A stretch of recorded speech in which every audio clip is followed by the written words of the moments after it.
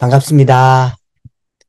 레위기 25장 말씀을 계속 보고 있는데요. 레위기 25장은 레위기서 전체에서 13장과 14장, 13장 59절, 14장 57절, 그리고 25장 55절 세 번째로 긴 내용을 담고 있고, 오늘 우리가 레위기를 조금 남겨두고 이 부분을 길게 다루는 것은 그만큼 중요하고 또 실천적인 내용들이 많기 때문에 함께 다루고 있습니다.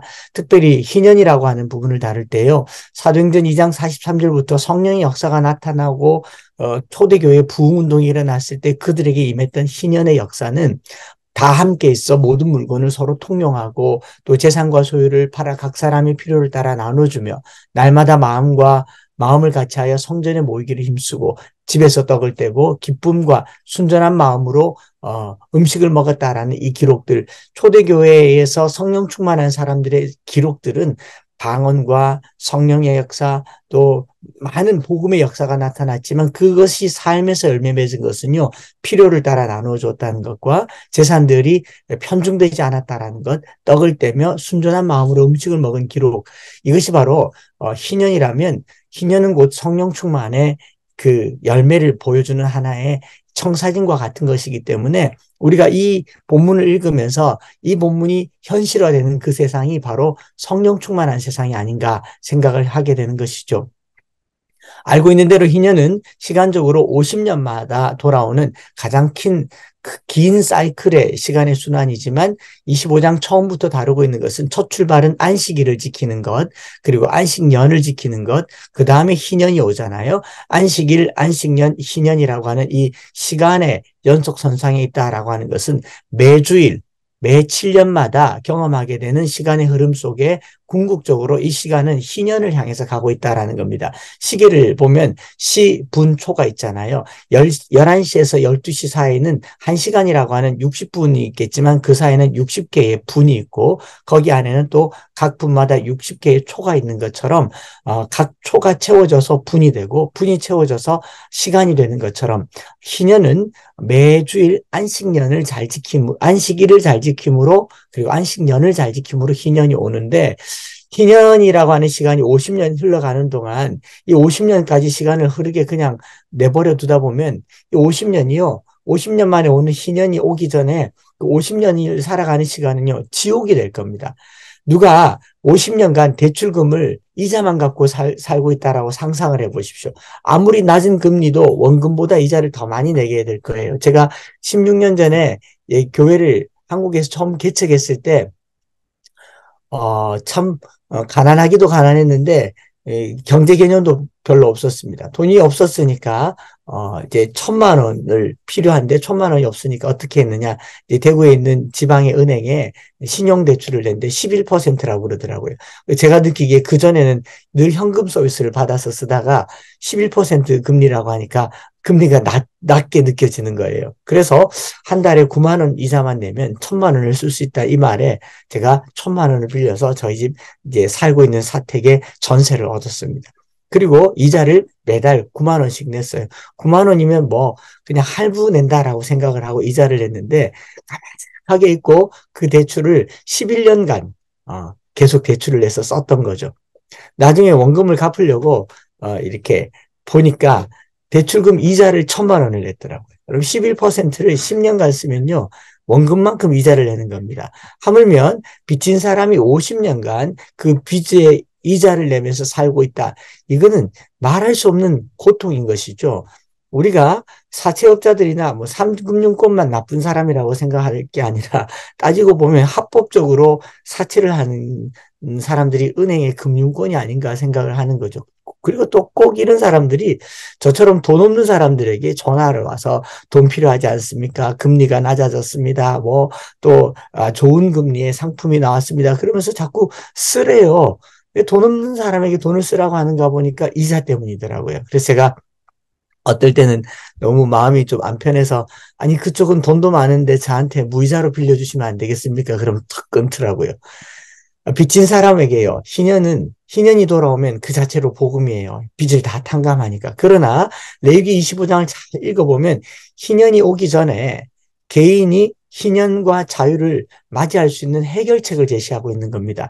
희년 오기 전에 죽는다라는 말이죠. 50년 되기 전에 우리는 다 죽어요. 성경 말씀 보면 돈이 없어서 가난하게 되면 제일 먼저 하는 게 레위기 23장 25장 23절부터 34절까지가 이제 땅을 팔죠. 토지를 팔고 땅을 팔고 자산을 팝니다.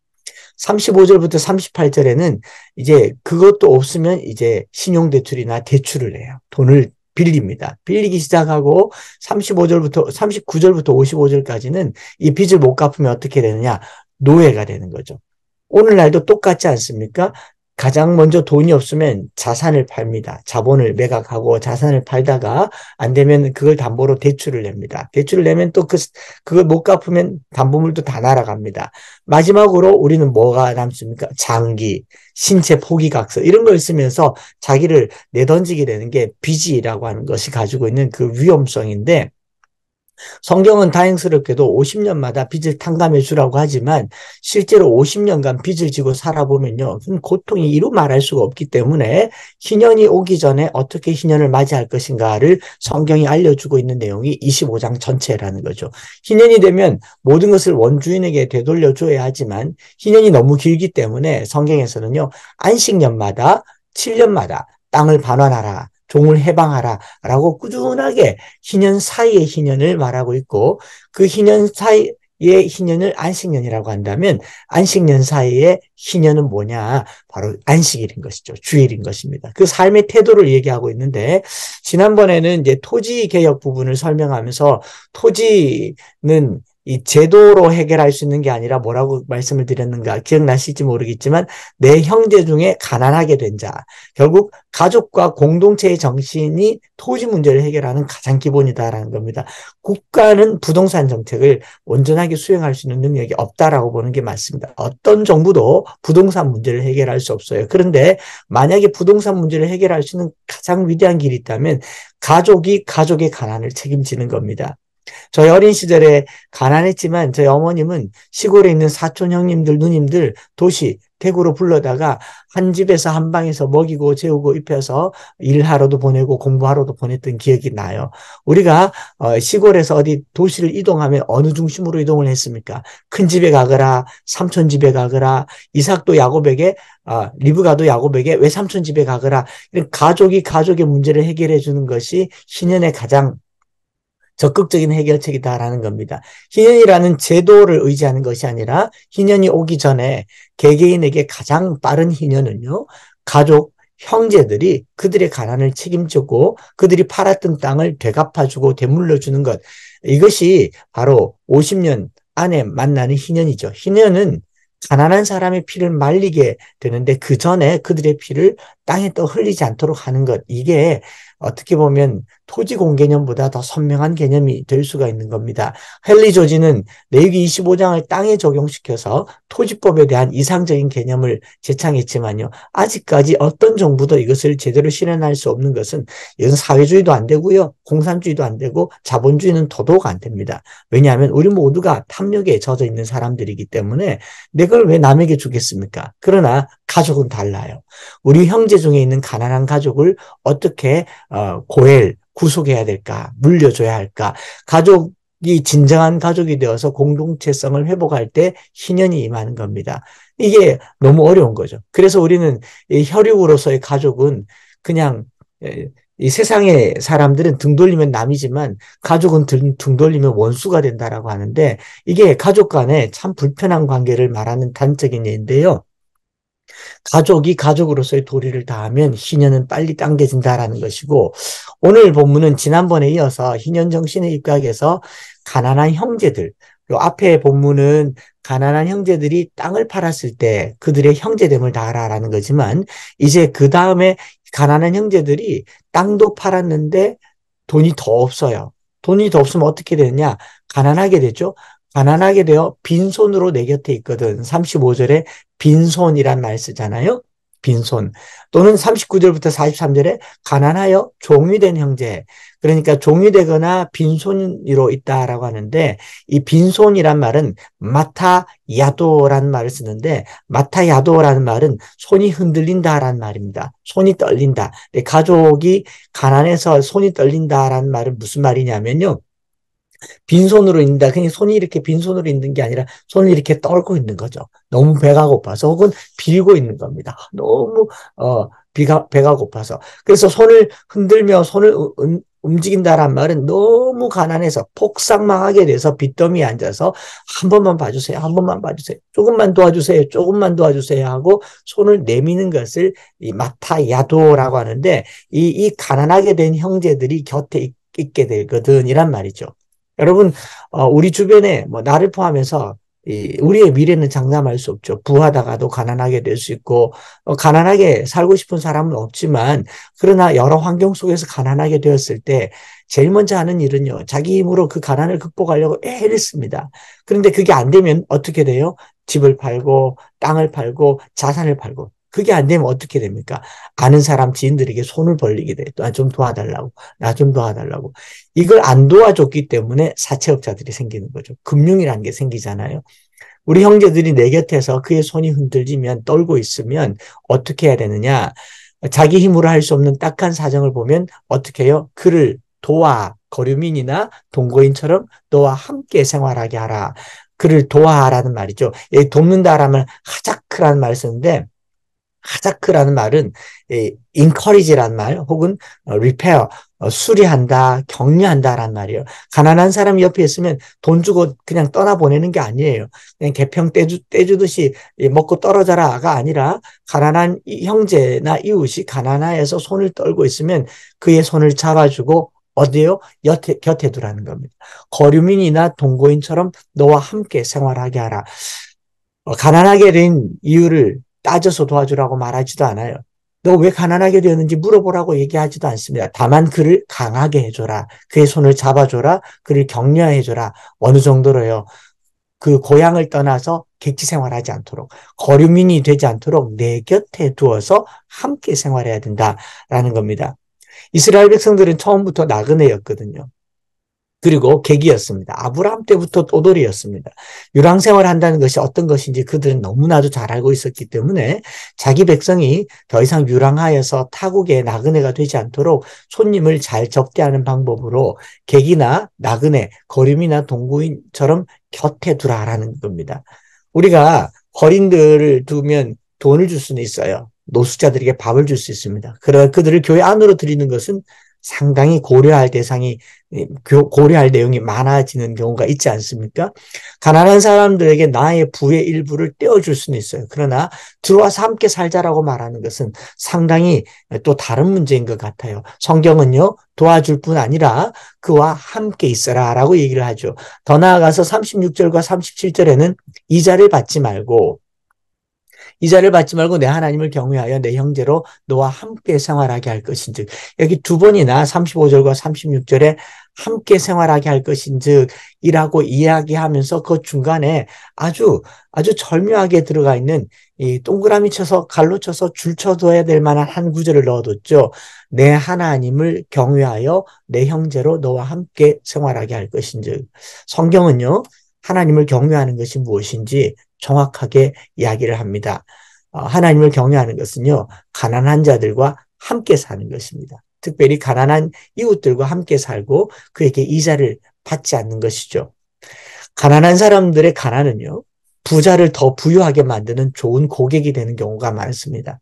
가난한 사람들이 가난하기 때문에 경매라는 것을, 가난한 사람들이 가난하기 때문에 해결할 수 없는 그 가난의 문제를 부자는 그의 축적할 수 있는 부의 창출의 수단으로 여깁니다.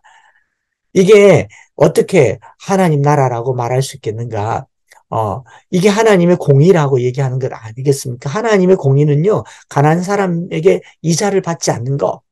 그에게 투자하듯이 돈을 주고 이자를 받지 않는 것. 가난한 사람은 고금리의 사채를 써도 돈을 구하기 어렵게 만들어져 있는 이 금융기관의 합법적인 돈놀이를 우리 그리스도인들은 어떻게 끊어야 되는가?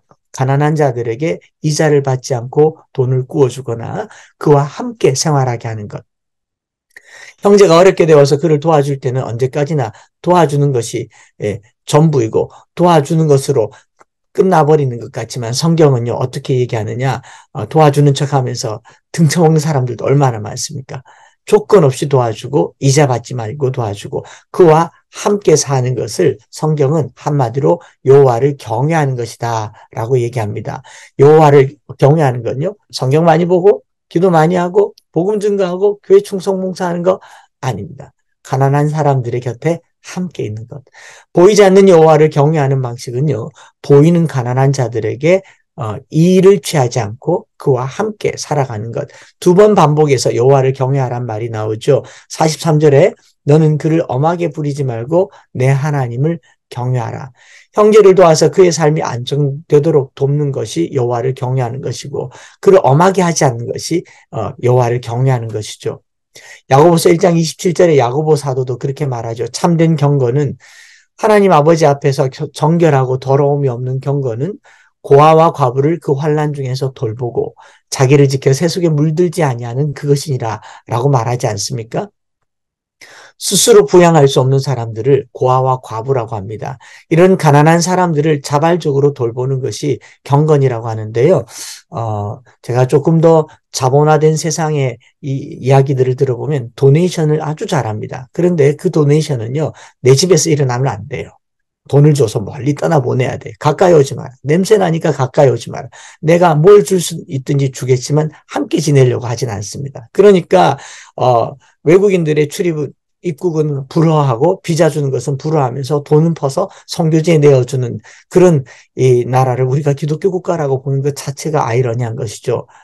성경에서는 가난한 사람들을 도와주라 해서 더 나아가서 함께 지내라라고 얘기를 하고 있습니다.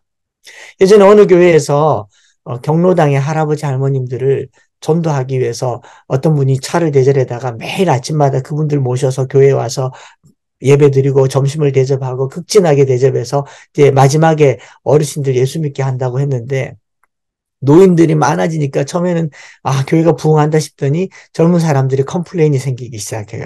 냄새가 난다. 어른들이 오니까 우리가 밥 먹을 때 줄 서는데 너무 느리고 교회가 복잡다고. 그러니까 교회는 어떤 결정을 내렸느냐 하면은 지하에다가 노인들만 모이는 공간을 하나 두고 거기에 TV로 예배를 드리게 한 것이죠. 그 냄새 나는 곳에 결국 이 어르신들은 교회를 다 떠나버렸다는 그런 이야기가 있습니다. 왜 노숙자들에게 가난한 자들에게 무료 급식을 주일날 하지 않고 평일날 할까요? 나는 아이러니한 부분들이 이런 부분들이 조금 아이러니해요. 교회에 오기는 와야 되지만 가난한 채로는 오지 말라라는 게 오늘 우리 메시지 같습니다. 교회 와서 밥은 먹어도 되지만 성도들과 어울리지 말라. 이게 우리의 메시지 아니겠어요? 성경은 그렇게 말하지 않습니다. 함께 지내라. 함께 지내는 것이 바로 여호와를 경외하는 것이다 라고 얘기를 하고 있는 것이죠. 그 다음에 39절과 40절에서도 그런 표현이 있죠.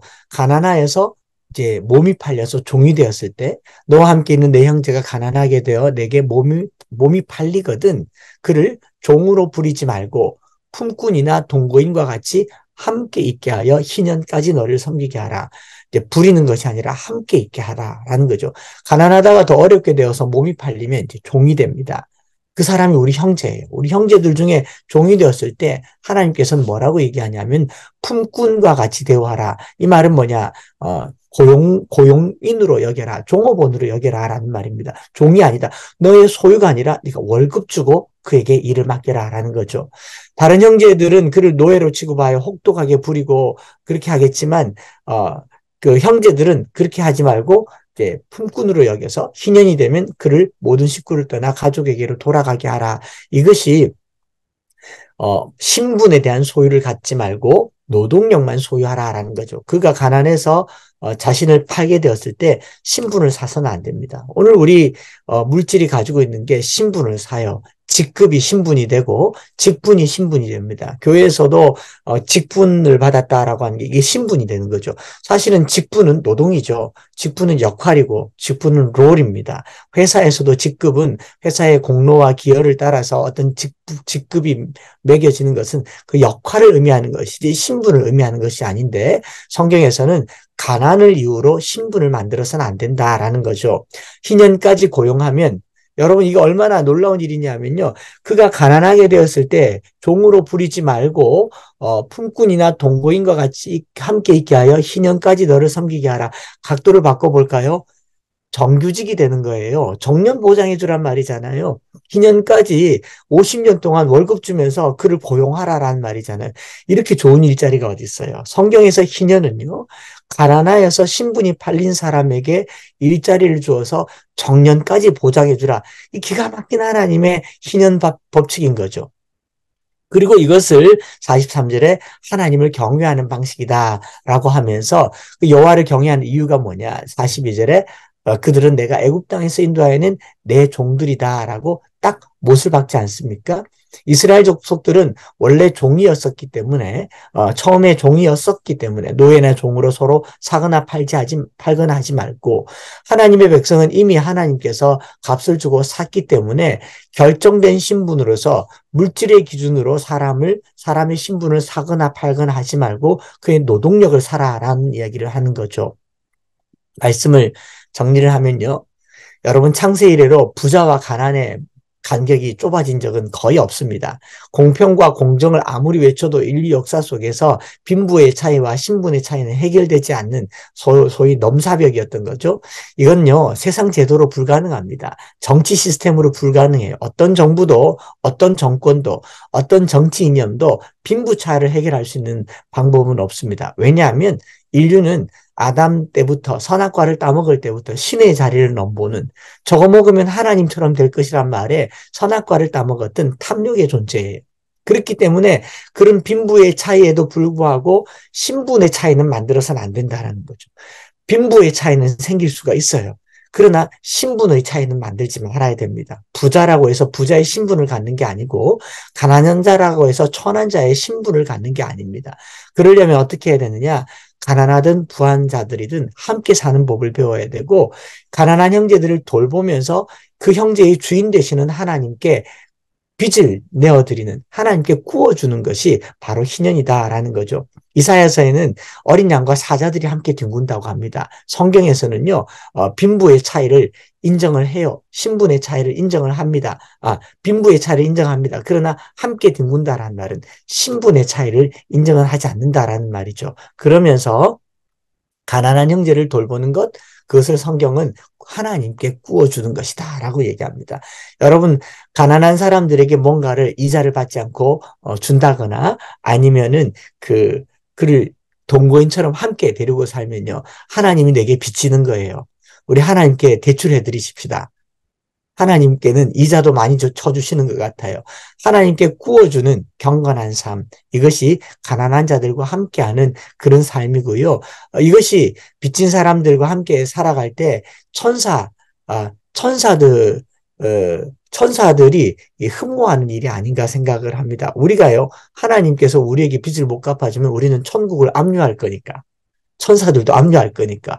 그래서 가난한 형제를 도와주는 것이 여호와를 경외하는 것이다 생각을 하시고 또 그를 함께 있고 그에게 일자리를 주고 자신의 손해를 감당하면서까지 그 가난한 자의 이익을 펼쳐주는 것은 하나님께 구워주는 것이며 또 하나님께서 갚아주실 길을 만드는 것, 이것이 하나님께서 우리에게 주시는 메시지가 아닌가 그리 여깁니다. 현대사회에서 우리 노예라는 신분은 없어요. 그러나 물질의 노예는 있습니다. 직급의 노예가 있어요. 신용이라고 하는 계급의 노예가 있습니다. 신용도 등급을 매기더라고요. 여러분들은 몇 등급입니까? 부자라는 신분도 있어요. 가난이라는 천민 계급도 있습니다. 주님께서 애굽 땅 종되었던 집에서 이스라엘 백성들을 풀어낸 것은요. 내가 만든 나의 피조 세계에 누구도 주인이 되지 않게 하라. 누구도 누구를 지배하지 않게 하라. 이것이 하나님의 메시지이죠. 가난은 신분이 아닙니다. 가난은 하나님께서 우리에게 주신 거룩한 책임이며 여호와를 경외하라고 우리에게 주신 기회이며 선물입니다. 누군가 내 곁에 가난한 사람이 있다면 내가 하나님을 경외할 기회로 하나님께서 주신 선물로 여기시기 바랍니다. 특별히 가까이 있는 가족들, 친족들, 형제들 외면하지 마시고요. 우리 하나님께서 이 정부도 재난지원금을 내어준다면 교회나 우리 공동체는 더 적극적으로 가난한 자들을 곁에 두어 함께 있게 하는 것. 그래서 저는 저희 교회에서는요, 저희 교회의 예산의 일부를 이웃의 가난한 교회에 적극적으로 쓰는 것으로 우선 원칙을 삼아요. 저기 멀리 가서 제3세계까지 갈 것도 없어요. 당장 내 이웃 교회에 뭐 이중직 이야기를 많이 한다고 하더라도 당장 내 이웃 교회가 가난한데 큰 교회들이 멀리 가서 뭔가를 한다고 한답니다. 분립을 한다고 해요. 내 옆에 교회는 죽었는데, 내 옆에 교회는 문을 닫는데, 그거 살려야 되잖아요. 함께 들어오라고. 공간도 함께 쓰고, 또 공간이 부족하면 임대를 함께 내어주고. 그래서 최근에는 또 한 교회의 임대료를 저희가, 전세금을 무상으로 이자 없이 빌려주고, 어차피 빌려주는 거는 어려운 일도 아니니까, 그렇게 하게 된 우리 장로님들의 귀한 결단을 감사를 드리게 되었는데요. 여러분, 오늘 또 이 한 주간을 지내면서 이웃의 가난이 내게 하나님을 경외하는 기회가 되기를 바랍니다. 이웃의 가난이 하나님께 대출 내어드리는 좋은 이 천국 금융기관이 되시기를 주님의 이름으로 부탁을 드립니다.